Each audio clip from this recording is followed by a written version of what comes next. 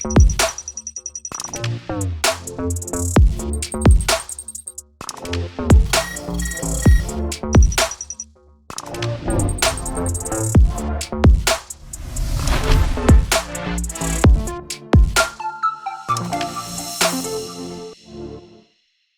going on, guys? Nick Lessegour here, Exit 12 Homebrew in the house. A sick, tired, sore Exit 12 Homebrew. I came down with something earlier this week. It kicked up this weekend, so much so that I had to take Friday off of work, was in bed all day. Probably my 15th bout of COVID. Reference, if you know, you know. And I'm brewing today, a little reluctantly. Love this hobby, love doing it. Not so much when I'm sick. I don't know if you can tell or not. I am all stuffed up. Just took my temp, normal range, which is good. I've been cleaning my hands, sanitizing like you read about. And I was actually supposed to be brewing the collab Pilsner, Italian Pilsner, Best Friends, with my boy Gamdude Brewing. Check him out on YouTube, Billy. And our ingredients for both of us didn't come in time. I've been waiting around. Not an issue with Beer and Wine Hobby, who I order my ingredients through. An issue with United States Postal Service. So a little bit frustrating. So I had to pivot. I had already collected my water. I collected my water 4 days ago at this point. So the water was just sitting in my unit. And instead of draining it out or letting it sit and see what happens, I don't know when I'm going to get to brew again. And so I figured since I have the time, I might as well do something. Good thing for having a store on hand. So I had to pivot, and I'm actually going to be doing a smoked International Pale Lager.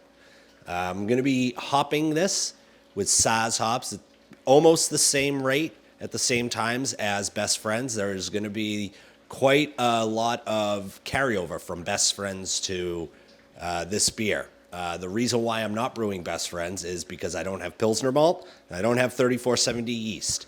I'm going to be using Turo, and I'm going to be using Diamond Lager yeast. So I really want something crisp, something clean. On tap, I do really like smoked beers. And so I would like to have something that I can drink sitting by the fire this spring.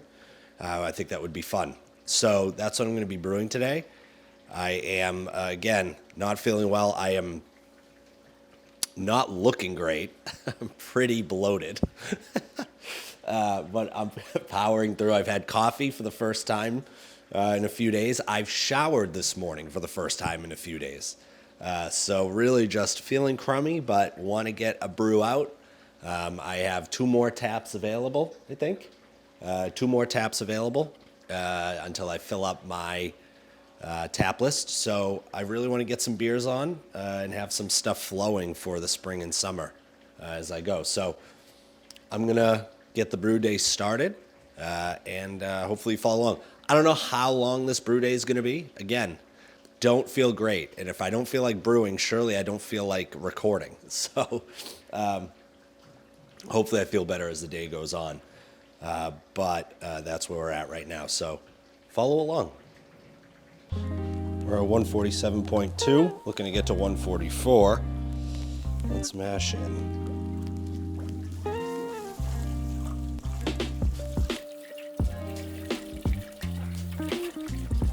Smoked malt's already hitting. You can smell it.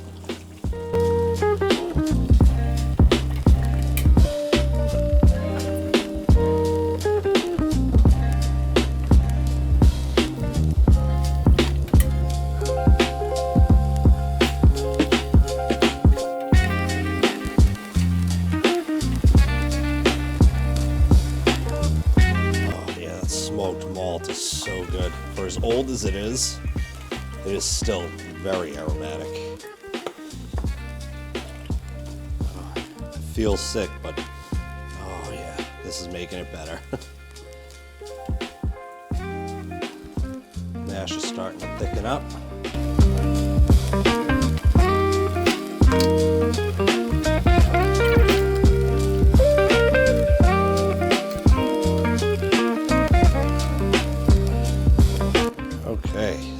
sitting at 144.3. We will let this sit for 10 minutes.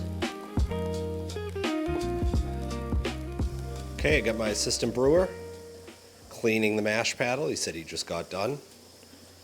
We now moved up to 158 degrees. I started at 144 for 40 minutes.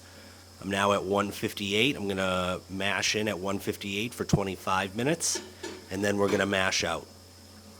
That is the mash schedule. Heat is at 25%. The reason why we go from 144 to 158 is to help break down those complex sugars.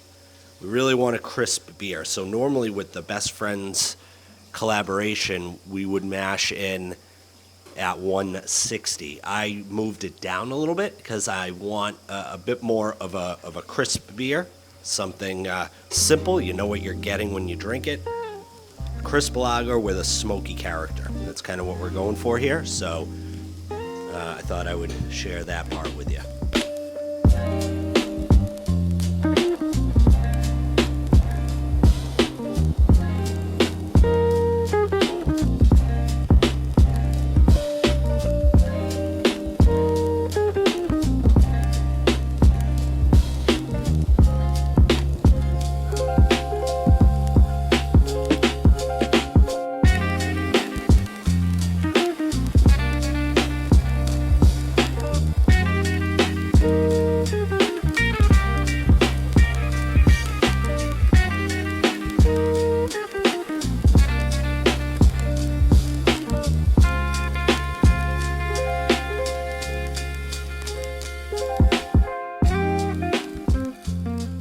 Okay, I just started the timer. The boil is coming up. Grabbed a sample. We're going to be throwing in 1.25 ounces Saaz hops. Now for this recipe, I went with German Saaz hops. The DE stands for Germany. 2023 crop, a little on the older end, but these have been vacuum sealed and in the freezer since I got them. So in the original packaging, so they should be still very fresh. 2.7% alpha acid. Now, you may be asking why I would use such a low alpha hop for bittering. Well, it produces a floral, nice bittering. You just have to use a lot more. It's not probably the most traditional hop to use for bittering due to the alpha acid content, but I have found great success utilizing this early stage boil, and so that's why I went with it here for this beer. So aside from the necessity to pivot on the brew day, one of the other inspirations for the reason why I went to a smoked kind of Pilsner beer is because of actually a BrewTubers member, a member of the Homebrew Club. My buddy Kurt, Fermentation Adventures on YouTube. I'll link you to his YouTube channel. He doesn't post a lot, but when he does, it's actually really informative and his videos are really entertaining. In any event, he sent me a beer box, and one of the beers he had in it was called Polish Champagne, and it was a smoked beer, kind of like it might have been a smoked German style beer. It was very simple grain bill, very simple hop bill, and he wanted to make some kind of changes to it. I've had the beer before. When he came to visit in May, he brought some of it, and I got to try it. And it's one of my favorite beers that he does for the simplicity of the grain bill and overall the recipe. It's really a well-brewed, really complex beer. And so that's what I was kind of thinking of going with for this beer, something a little more on the simple end, but can still produce a really complex, thought-provoking beer. So when you're drinking it, you know, you're having conversations about it. And so that was kind of what that's kind of what I was going for today. That was the inspiration for this beer, was Kurt, Fermentation Adventures. So big shout out to Kurt. Again, check out his YouTube channel if you have a chance. And Billy will kill me if I don't plug him again. So as well as Gamdude Brewing, check out his channel too. But just wanted to give a little background on why I went in the direction of a smoked beer. Also, I have Beechwood, Oak smoked, and Stave smoked malts that are years and years old that I need to use up. So I will be doing a smoked porter at some point as well, my normal smoked porter series. But I wanted to do something more light, crisp, easy to drink for this time around.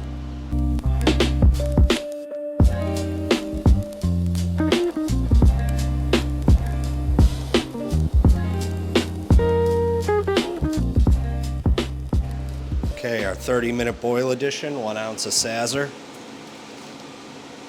Going in, 2023 crop. I do have 1.5 ounces of 2024 crop of Saz that I will be throwing in. 2.7% alpha acids, a little bit more. I'm going to do it later on in the boil. Newer hops I wanted to utilize later in the boil to help with the aromatics. The first thought was the difference between the two crops. 2.7% alpha acid on 2024 Saz as opposed to 2.5% on 2023.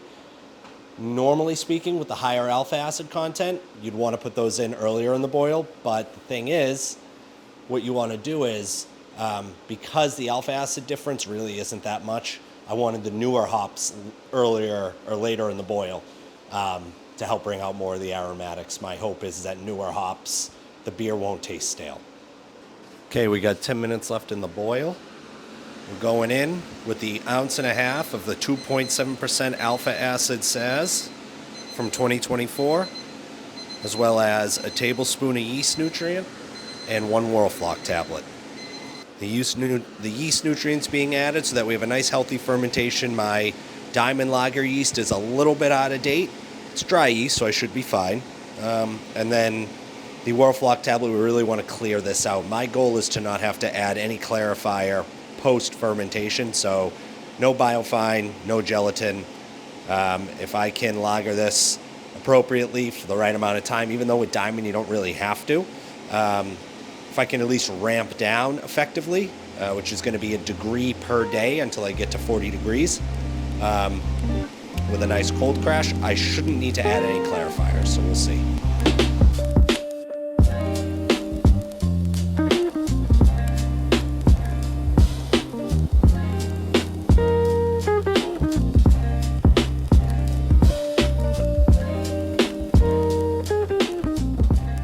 Okay, wrapping up the brew day now. I'm in the middle of cleaning, making this short and sweet. Ended up 80% brewhouse efficiency, which is pretty cool.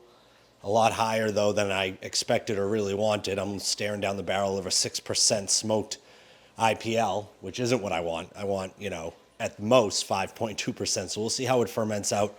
2 packs of Diamond Lager yeast. Overall, the way the brew day went, I had difficulty on the step mashing at 144. That was a little bit of a difficult. The Brewzilla kept going between anywhere from 142 to 148. I really, even at 25% power, I did mess around with it a little bit from 25 to 29% power, and probably shouldn't have done that. It stabilized really well at 158 though, so I was able to get a nice 25-minute mash at 158. That was really good. The sparge went well. I used 2.5 liters more of the sparge water than I had in my calculator, so I'll make those adjustments on the quart to pound ratio in the Brewfather calculator and the Brewfather software. Overall, though, can't complain. 80%. We'll see how this turns out. No dry hopping, nothing. Simple, and that perfectly suits the way I'm feeling right now. Simple. Don't want to do anything. I'm tired. I'm achy. I'm ready to lay on the couch. So this is going to be a shortened clean, and then I'm going to get to it on relaxing. So thanks so much for watching. I'll update you on the way that this beer ferments, how this beer is going, and if all goes well, we'll be doing a 5-minute beer review at some point in the future. Thanks so much for watching. L'chaim.